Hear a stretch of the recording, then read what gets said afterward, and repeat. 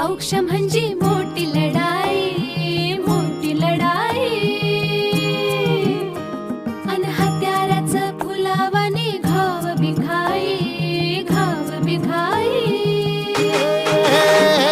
ओळखी तसे औक्ष म्हणजे मोठी लढाई अन हत्याराचं फुलावानी घाव बिघाई. गळ्यामध्ये पडल त्याच्या माळी जयाची, गळ्यामध्ये पडल त्याच्या माळी जयाची.